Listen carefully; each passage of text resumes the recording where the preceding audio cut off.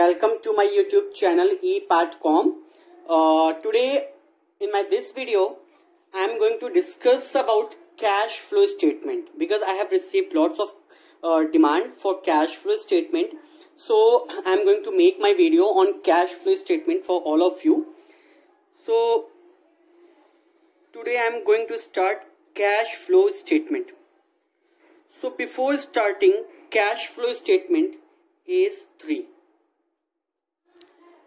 So before starting cash flow statement, first of all, let us understand the meaning of cash flow statement. That what is the meaning of cash flow statement? So cash flow statement, in short, I will write it CFS. Cash flow statement is a statement. It is a statement. सबसे पहली चीज तो ये एक statement है, ये हमारा account नहीं है जिसमें हम डेबिट एंड क्रेडिट को फॉलो करें. It's not an account, it's simply a statement. ये एक तरीके का स्टेटमेंट है जिसमें हमको सिर्फ एडजस्टमेंट्स करने होते हैं. It's not an account. So cash flow statement is a statement which is prepared to check the cash position of a company, or we can say that it is prepared to check the position of cash inflow and cash outflow during the year. So इसका क्या मतलब है? इसका मतलब ये है कि cash flow statement जो हम प्रिपेयर करते हैं, that is prepared to see the cash position of a company or to see or to analyze the liquidity position of a company. With the use of cash flow statement, a company is able to check on its cash position. Suppose that the company is having a lots of profit, जो हम profit and loss statement बनाते हैं. So profit and loss balance shown as per profit and loss statement or profit and loss account. So वो जो हमारा profit होता है that is affected by various non cash activities और non cash items. So profit and loss balance of a company is affected by various non cash items. ठीक है, बहुत सारे नॉन कैश आइटम्स होते हैं जिससे वो हमारा इफेक्ट होता है. सो हमारे पास प्रॉफिट, सपोज दैट प्रॉफिट तो हमारे पास है 10 करोड़ और समथिंग लाइक.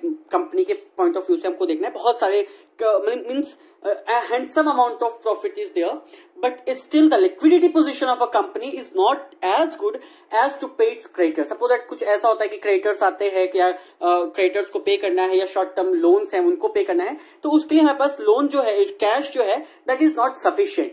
तो जब तक हमारे पास सफिशिएंट कैश नहीं है, जब तक कंपनी की लिक्विडिटी पोजीशन अच्छी नहीं है, तो in that case the goodwill of a company is going to be affected. तो to check the liquidity position of a company, the company prepares cash flow statement as a financial statement. Financial statement पे हम profit and loss account बनाते हैं, balance sheet बनाते हैं, but इसके साथ ही साथ हम एक और स्टेटमेंट बनाते हैं जिसको हम कैश फ्लो स्टेटमेंट बोलते हैं, ताकि हमें कंपनी की एक्चुअल कैश पोजीशन क्या है वो हमको पता चल जाए कि actual cash position, whether the company is able to pay its debt और नॉट. जो कंपनी के डेट्स हैं या जो डे टू डे एक्सपेंसेस हैं या जो वर्किंग कैपिटल रिक्वायरमेंट है वो सफिशिएंट है कि नहीं है, तो उसको हम किस तरह से जज करते हैं, उसको हम किस तरह से एनालाइज करते हैं with the use of cash flow statement. So cash flow statement हम प्रिपेयर करते हैं to see the liquidity position of a company. Now there are various benefits of cash flow statement. So benefits क्या है? Benefits I am going to tell you that cash flow statement provides information about the changes in cash and cash equivalents. पहला है information about cash and cash equivalents. दूसरा है identifies cash generated from trading operations. Identifies cash generated from trading operations. From trading operations. Trading operation से हमारे कितने cash generate हुए हैं, ठीक है, ऑपरेशंस. उसके बाद the operating cash surplus which can be applied for investment in fixed assets. So यहां पे क्या है, हमारा जो ऑपरेटिंग कैश है, operating cash surplus can be invested which can be applied for investment is can be applied for investment in fixed assets. Investment in fixed assets. Portion of cash. Next है portion of cash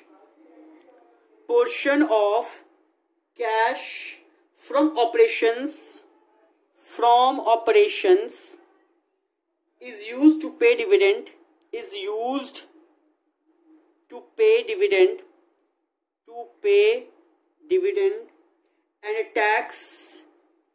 and tax, and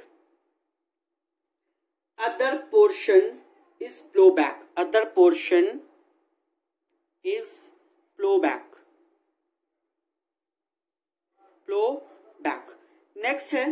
Next benefit is very useful tool for planning. It is very helpful, very useful tool for future planning. Cash flow statement के basis पर there are various plans which are implemented, which are framed in the company. So cash flow statement को हम use करते हैं future planning के लिए भी हम इसको use करते हैं. So these are the benefits for preparation of cash flow statement. ठीक है. Now purpose. What is the purpose of preparation of cash flow statement? Purpose बहुत ही सीधा सा पर्पस है.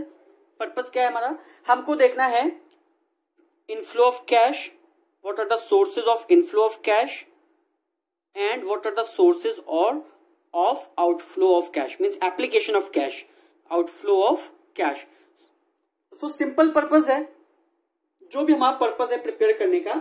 सो cash flow statements are prepare to explain the cash movements between 2 points of time. 2 points of time क्या है, एक तो है inflow of cash जिसको हम बोलते हैं सोर्सेज ऑफ कैश, और दूसरा है आउटफ्लो जिसको हम बोलते हैं एप्लीकेशन, जहां पे हम कैश को अप्लाई करेंगे. ठीक है. Sources of cash can be like हमने अपनी कोई इन्वेस्टमेंट सेल कर दी है, हमने क्या कहते हैं कि जो डेटर्स हैं उन्होंने मुझे पेमेंट कर दिया है. ठीक है. तो इस तरह से क्या है, वो हमारा सोर्सेज ऑफ कैश है, वहां से हमारे पास कैश आ रहा है. और एप्लीकेशन ऑफ कैश का क्या मतलब है कि जहां पर हम कैश को अप्लाई करते हैं, एप्लीकेशन ऑफ कैश कहां पर हो रहा है, that is called application of cash. ठीक है. तो सोर्सेज ऑफ कैश में क्या है, it can be issue of shares and debentures and raising funds from long term loan, sale of investments and other fixed assets, cash from operations are there, after that decrease in cash. ठीक है. these are the sources of cash. After that application of cash में क्या है, redemption of preference shares and debentures and repayment of long term loans, purchase of investments and other fixed assets, payment of tax, payment of dividend, increase in cash. So these are the application of cash. Now classification of cash flow activities. Classification of cash flow activities. So जो cash flow activities हैं, जब भी हम cash flow statement बनाते हैं तो in that statement cash flow statement is divided into 3 part. It means that there are 3 elements of cash flow statement जहां से हमारा कैश जनरेट होता है और जहां पर हमारा कैश अप्लाई होता है. So what are these activities? पहला है ऑपरेटिंग एक्टिविटी.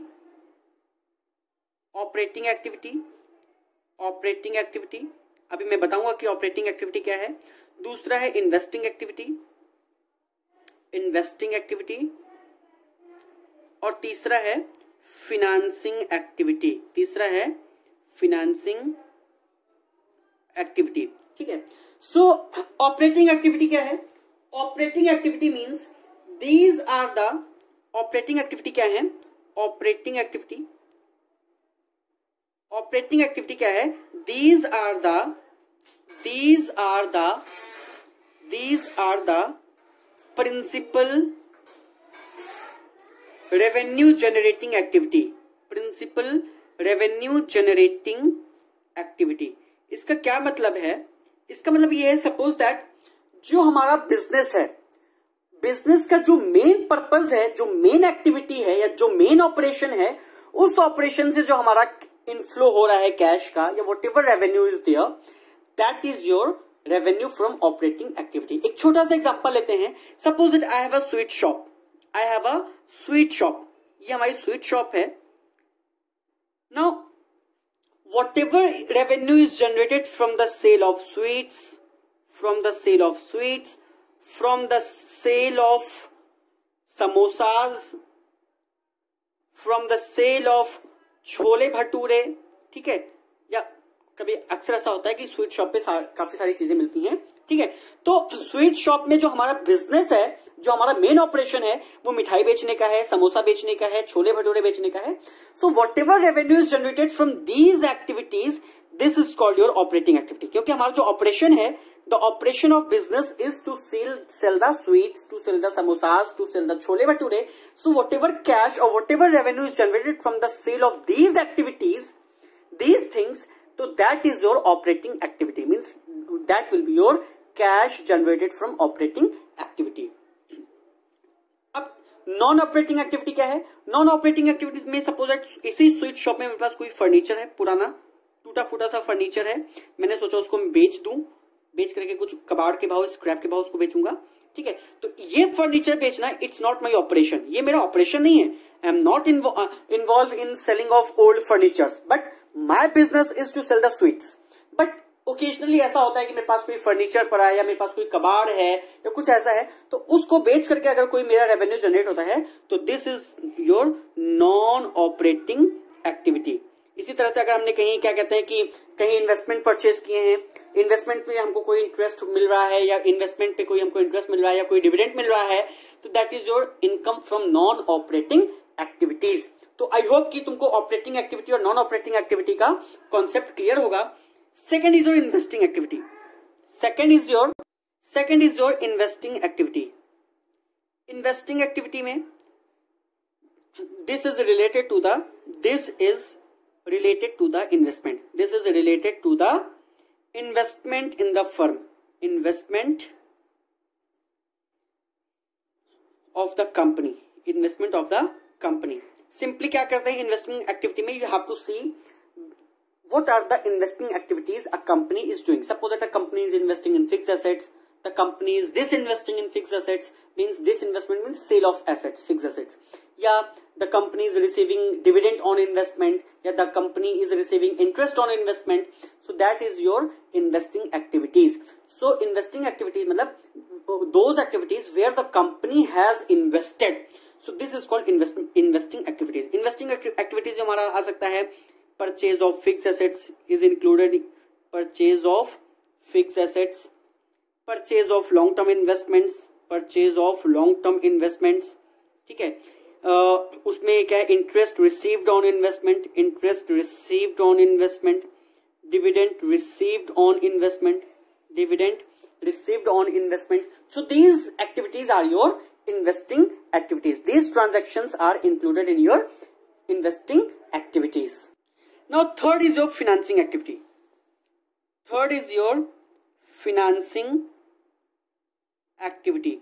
Financing activity में हमारे पास आ सकता है means from where the company raises the fund, the company raises the finance. So this is related to the procurement of finance or funds, ठीक है. This is related to the procurement of finance or funds and repayment of loans etc. ठीक है. तो financing activity में हम simply liability side में देखते हैं कि जो हमारे फाइनेंस के सोर्सेज हैं, लाइक शेयर कैपिटल है, डिवेंचर्स है, लॉन्ग टर्म लोन्स है, so these type of activities are included in financing activity. इसमें हमारा क्या आ सकता है, issue of shares, debentures, preference shares, redemption of loan preference shares, debentures और लॉन्ग टर्म लोन्स, ठीक है, डिविडेंड और interest paid. So these are the activities which are included in the financing activity. So I hope कि this point is very clear to you कि operating activity क्या है, investing activity क्या है और फाइनेंसिंग एक्टिविटी क्या है। तो इसी बेसिस पे हम क्या करते हैं, अपना कैश फ्लो स्टेटमेंट को प्रिपेयर करते हैं। Now I am going to discuss the methods to prepare the cash flow statement. Methods to prepare cash flow statement, there are two methods. पहला है डायरेक्ट मेथड और दूसरा है इनडायरेक्ट मेथड। हम अपनी इस वीडियो में इनडायरेक्ट मेथड ही discuss करने वाले हैं, because indirect method is most important. ये ग्रेजुएशन लेवल पे हमारा जो है इनडायरेक्ट मेथड ही ज्यादा इंपॉर्टेंट है और इनडायरेक्ट मेथड ही आता है।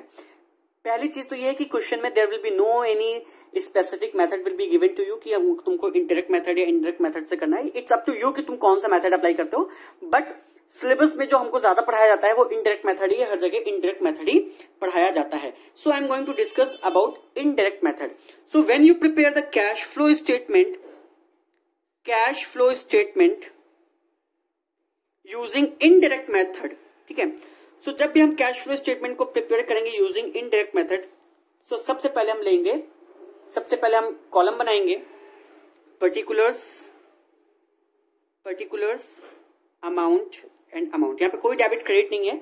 ये अमाउंट जो फाइनल कॉलम है उसमें हम फाइनल अमाउंट लिखेंगे और इसमें हम इंटरनल कॉलम में जो हमारे अमाउंट है वो ऐड हो जाएंगे। इसमें कोई डेबिट क्रेडिट का कॉलम नहीं है, बिकॉज ये कोई अकाउंट नहीं है, this is only a statement, ठीक है।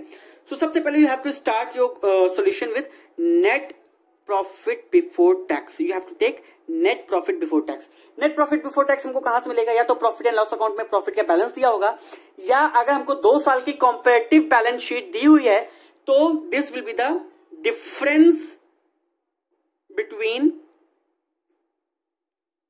Surplus.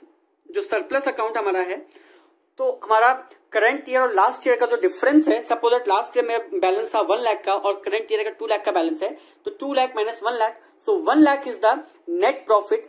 Now in that net profit you have to add the provision for taxation for the current year, तो that will be your net profit before tax, ठीक है। तो जब भी हम क्या कहते हैं कि नेट प्रॉफिट में हम क्या क्या ऐड करेंगे, balance of profit plus current year's provision for tax. अगर current year's provision for tax नहीं दिया है तो सिंपली जो उस साल का टैक्स पेड है that will be added to the net profit to find out the net profit before tax। तो मैंने पहले बताया कि net profit before tax में क्या क्या चीजें होंगी। सबसे पहले बैलेंस ऑफ प्रॉफिट होगा plus current year's provision for tax होगा। अगर current year's provision for tax नहीं है तो हम सिर्फ जो टैक्स पेड है करंट ईयर का वो हम ऐड कर देंगे, लेकिन ऐसा नहीं है। बैलेंस शीट में तुमको प्रोविजन फॉर टैक्सेशन भी दिया होगा और कुछ एडजस्टमेंट्स भी दिए होंगे, तो हमको उस बेसिस पे प्रोविजन फॉर टैक्स अकाउंट बनाना है। तो जब प्रोविजन फॉर टैक्स अकाउंट बनाएंगे तो उसमें करंट ईयर का प्रोविजन जो है that will be added here, और जो करंट ईयर का टैक्स पेड है उसको हम लास्ट में माइनस करेंगे, अभी जब हम आगे फॉर्मेट को डिस्कस करेंगे। सो फिलहाल अभी के लिए नेट प्रॉफिट बिफोर टैक्स में हम क्या क्या चीजें ऐड करेंगे, balance of profit plus current year's provision for tax. Now इसमें हम ऐड करेंगे appropriation of profits. Appropriation of profits will be added here. अब एप्रोप्रिएशन ऑफ प्रॉफिट में हम क्या क्या चीजें ऐड करेंगे, इसमें हम ऐड करेंगे ट्रांसफर टू जनरल रिजर्व। अगर हमने करंट ईयर में अपने प्रॉफिट का कुछ पार्ट जनरल रिजर्व में ट्रांसफर किया है तो that will also be added here. Transfer to any other free reserves,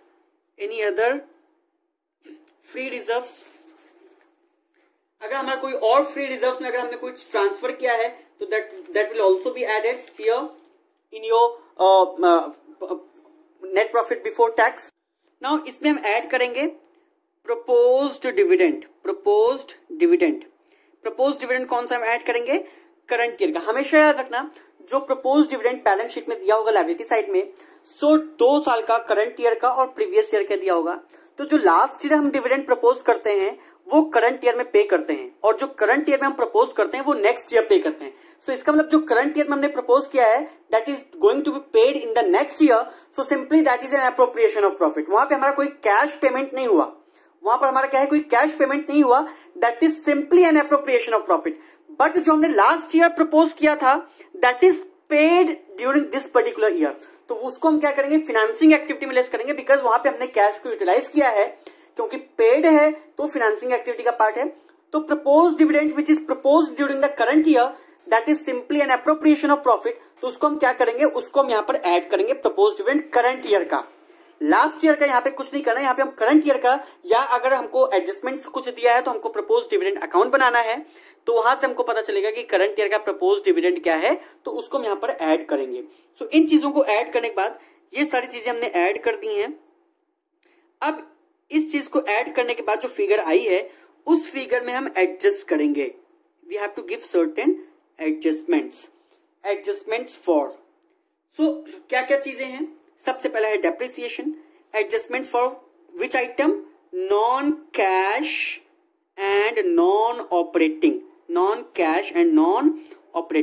क्यों? क्योंकि ये जो हम कैश फ्लो कैलकुलेट कर रहे हैं ये हमारा है cash flow from operating activity. मैं लिखना भूल गया था स्टार्टिंग में, this is cash flow from operating activity. So first of all you have to, after this you have to give the adjustment for non cash and non operating item. क्यों हम non cash और non operating item को adjust करें? क्योंकि non cash expenditures वो expenditures होते हैं जहां पर हमारी कैश की कोई लेनी देनी नहीं होती है, हम किसी थर्ड पार्टी को कैश नहीं पे कर रहे होते हैं, सिंपली हम अपने प्रॉफिट को डिक्रीज कर देते हैं।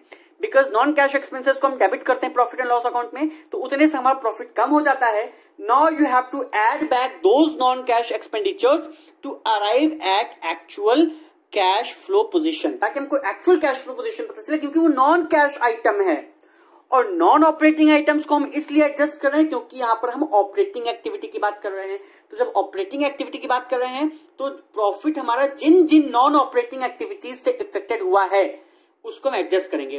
तो all those non operating incomes will be deducted, क्योंकि उन नॉन ऑपरेटिंग इनकम्स की वजह से हमारा प्रॉफिट बढ़ गया था उसको डिडक्ट करेंगे, और जिन नॉन ऑपरेटिंग एक्सपेंसेस की वजह से हमारा प्रॉफिट घट गया था उसको हम क्या करेंगे, ऐड बैक करेंगे। तो एडजस्टमेंट मतलब यही होता है। So you have to give adjustment for depreciation, goodwill written off, ये भी हमारा नॉन कैश आइटम है, हम रिटर्न ऑफ कर देते हैं, हम किसी को पे नहीं करते हैं। amortization is very similar to your depreciation. After that,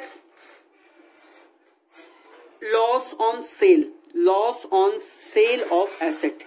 अब तुम कहोगे सर ये लॉस ऑन सेल जो है ये नॉन कैश आइटम तो नहीं है, तो मैं कहूंगा कि हाँ ये नॉन कैश आइटम नहीं है, नॉन ऑपरेटिंग आइटम है, क्योंकि मेरा जो बिजनेस है वो एसेट्स बेचने का नहीं है। हो सकता है मेरी कंपनी में कोई पुराना एसेट्स रखा हो तो मैंने उसको बेचा है, तो उस लॉस को मैं एडजस्ट कर रहा हूं। तो ये सारी चीजों को क्या करेंगे, ऐड करेंगे। इसी तरह से अगर हमारा कोई लॉस ऑन इन्वेस्टमेंट है, loss on sale of investment है, उसको भी हम ऐड करेंगे, क्योंकि वो भी हमारी नॉन ऑपरेटिंग इनकम एक्सपेंसेस हैं जिसकी वजह से हमारा प्रॉफिट कम हो गया था, तो वापस हम अपने प्रॉफिट को क्या करें, इंक्रीज कर रहे हैं। इसके अलावा अगर हमने कोई इंटरेस्ट पे किया है, इंटरेस्ट पेड, क्योंकि ये भी हमारी नॉन ऑपरेटिंग आइटम्स हैं, तो इंटरेस्ट पेड वो भी लेस हो जाएगा।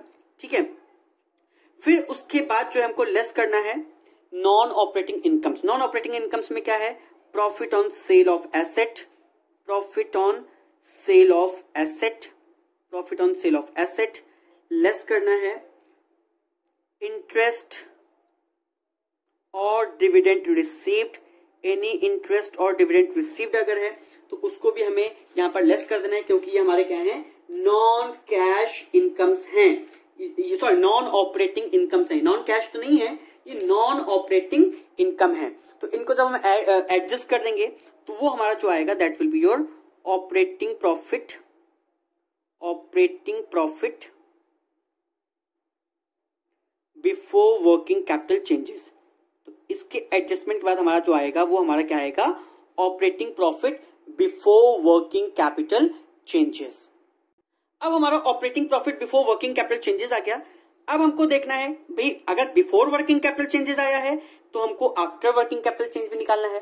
तो अब हम देखेंगे what is the change of working capital, हमारा वर्किंग कैपिटल कैसे चेंज हो रहा है। जो वर्किंग कैपिटल हमारी है उसमें अगर चेंज होता है तो that will also result in the inflow और आउटफ्लो ऑफ कैश।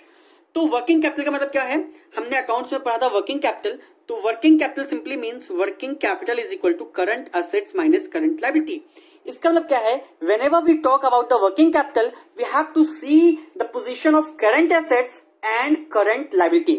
तो यहां पर हम क्या करेंगे, करंट एसेट्स और करंट लायबिलिटी की पोजीशन को देखेंगे, ऐड करेंगे increase in current liability. Increase in current liability will result in the inflow of cash. Suppose that मैंने किसी मिस्टर ए से कहा भाई मुझे 10,000 का लोन दे दो, शॉर्ट टर्म लोन 2 दिन के लिए। तो 10,000 का हमारे पास क्या हो गया, इनफ्लो हो गया, बट साथ ही साथ मेरा क्रेडिटर इंक्रीज हो गया।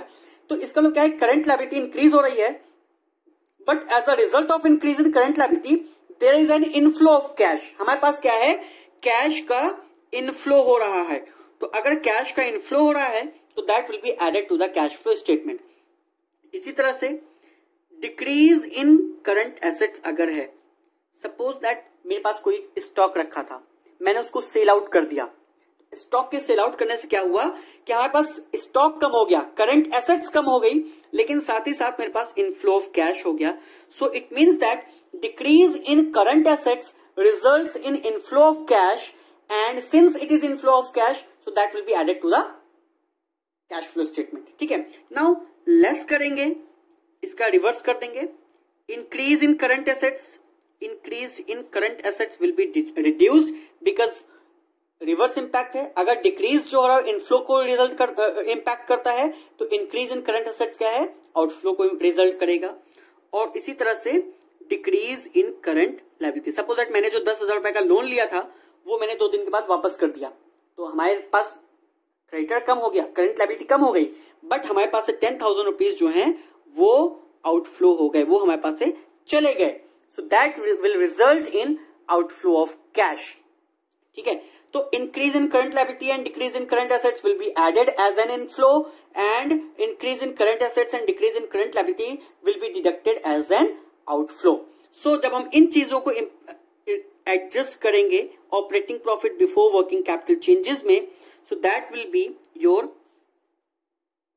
ऑपरेटिंग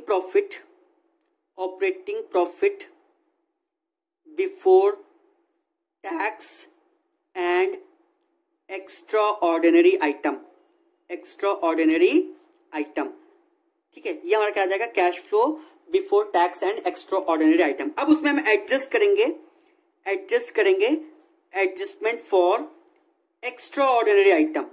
एक्स्ट्रा ऑर्डिनरी आइटम क्या है, जो हमारे पास कभी कभी होते हैं रेयर केसेस में, जैसे फ्लड आ गया, फ्लड की वजह से कोई लॉस हो गया, ठीक है, या इंश्योरेंस क्लेम हमको मिल गया, हमारे पास कोई आग लग गई मेरी फैक्ट्री में, उसकी वजह से हमको कुछ लॉस हुआ, उस लॉस का मुझे इंश्योरेंस क्लेम मिल गया। अब आग तो डेली डेली नहीं लगने आ रही है, फ्लड तो डेली डेली नहीं हो रहा है, so that is an extra ordinary item.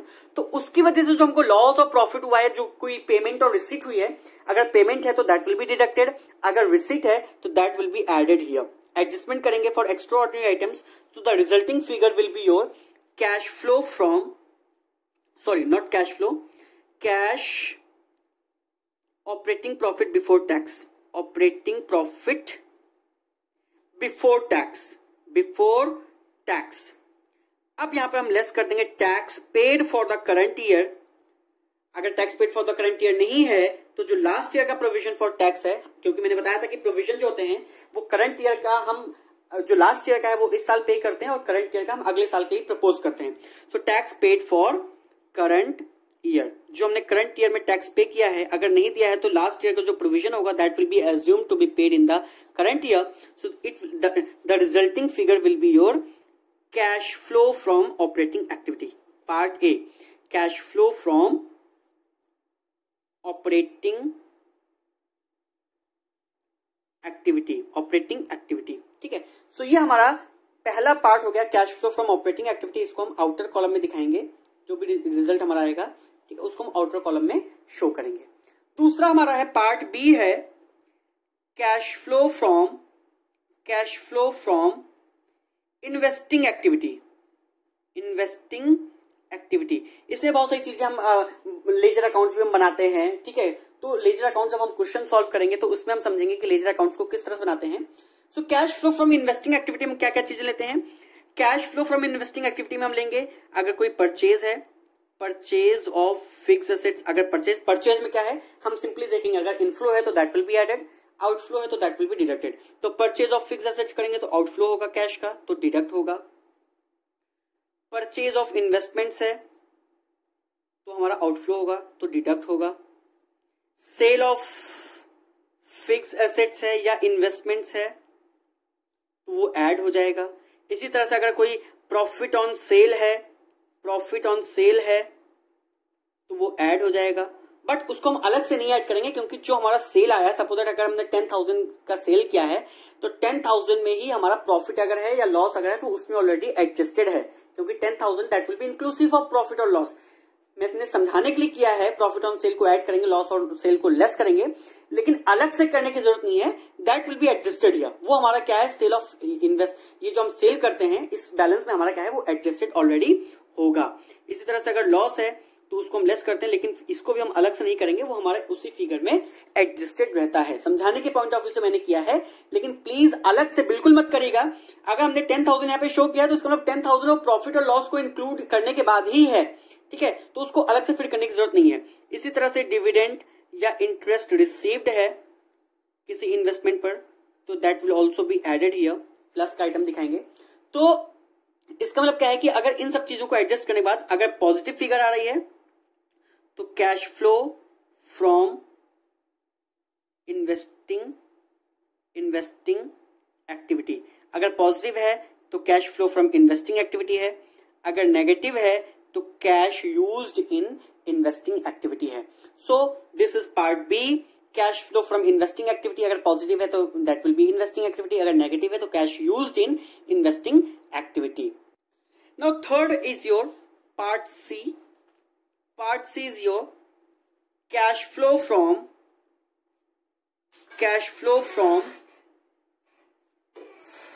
financing activity। Financing activity में सीधा हम जिस तरह से इन्वेस्टिंग एक्टिविटी में सीधा हम एसेट साइड आ जाते हैं, उसी तरह से कैश फ्लो एक्टिविटी में जब हमको कॉम्पिटिटिव बैलेंस शीट दिए तो सीधा आ जाते हैं लायबिलिटी साइड में। सो लायबिलिटी साइड में issue of shares, suppose that पहले 2 लाख के इक्विटी शेयर्स थे, अब 4 लाख के हो गए, इसको हमने 2 लाख इक्विटी शेयर्स और इश्यू किया है। तो issue of shares results in proceeds of means generation of cash या receipts from issue of share. So issue of shares है तो that will be added because it will result in inflow of cash. Issue of debentures भी अगर है, ठीक है, तो that will also result in cash या preference shares, whatever that is, ठीक है। शेयर्स में हम 2 तरह के शेयर्स आ गए हैं। Acquisition of long term loans that also will added, ठीक है। रिडेम्पशन, अगर कोई रिडेम्पशन है, redemption of shares, preference shares है या डिबेंचर्स है तो दैट विल बी डिडक्टेड, ठीक है, क्योंकि वो हमारा आउटफ्लो रिजल्ट करता है। इसी तरह से रिपेमेंट ऑफ लोन अगर है, अगर हमने कोई लोन को रिपे किया है, रिपेमेंट ऑफ लोन अगर है तो that also will be deducted. उसी तरह से अगर हमने कोई डिविडेंड पे किया है या इंटरेस्ट पे किया है, इंटरेस्ट पेड अगर है तो that will also be deducted, ठीक है। तो इसी तरह से हमारा क्या है, इसको अगर हम एडजस्ट करते हैं तो that will be cash flow from financing activity. अगर पॉजिटिव है तो that will be cash flow from financing activity, अगर नेगेटिव फिगर है तो that will be cash used in investing activity. So A B C, A क्या है हमारा operating activity है, बी क्या है इन्वेस्टिंग एक्टिविटी है, सी क्या है फाइनेंसिंग एक्टिविटी है। सो नेट इंक्रीज, जब हम ए और बी और सी तीनों के ये जो लास्ट फिगर्स आए थे जो आउटर कॉलम में हमने लिखा है, इन तीनों फिगर्स को ऐड करेंगे तो that will B net increase or decrease. अगर पॉजिटिव है तो इंक्रीज है, अगर नेगेटिव है तो that will be decrease in cash and cash equivalents, ठीक है। तो ए प्लस बी प्लस सी जो हमारे तीनों आए हैं, तीनों पार्ट से कैश फ्लो, तो तीनों को ऐड करेंगे तो that will B net increase. अगर पॉजिटिव फिगर है तो इंक्रीज का है, नेगेटिव फिगर है तो डिक्रीज का है। So net increase or decrease in cash and cash equivalents. इसमें हम ऐड करेंगे opening cash and cash equivalents, opening cash and cash equivalents, opening cash and cash equivalents को ऐड करेंगे, ठीक है। So that should be equal to the closing cash and cash equivalents. Cash flow statement ही एक ऐसा topic है पूरे accounts में जिसमें हमको आंसर तुरंत पता चल जाता है कि सही है या नहीं। अगर ये बैलेंस शीट में गिवन क्लोजिंग कैश और कैश इक्विवेलेंट के इक्वल है तो इसका मतलब हमारा क्वेश्चन, हमारा सोल्यूशन पूरा सही है। Otherwise you have committed mistake somewhere, you have to go back and check your solution. So cash and cash equivalent की मैं बात कर रहा हूं। कैश का मतलब कैश, कैश इक्विवेलेंट्स में हमारा आ जाता है बैंक या शॉर्ट टर्म इन्वेस्टमेंट्स, जिसको which are readily convertible into cash, ठीक है। शॉर्ट टर्म इन्वेस्टमेंट्स को हम क्या करते हैं, कैश इक्विवेलेंट्स में इंक्लूड करते हैं। तो अगर ये रिजल्टिंग फिगर जो अल्टीमेट फिगर है, फाइनल आंसर है, if this answer is equal to the closing cash and cash equivalents of the current year, it means that your solution is right. So I hope कि now you have the format या the process of preparation of cash flow statement is very clear to you. If you have any doubt regarding the preparation of cash flow statement, you can comment on my video. And one more thing is there, if you haven't, if you still didn't subscribe, don't subscribe my channel, so please visit my channel ePart.com and subscribe my channel and watch my videos. And I'm sure I'm promising you that it is very helpful for your preparation. And if you have any doubt, if you have any query, you can directly contact to me on the comment section. Thank you and have a good day.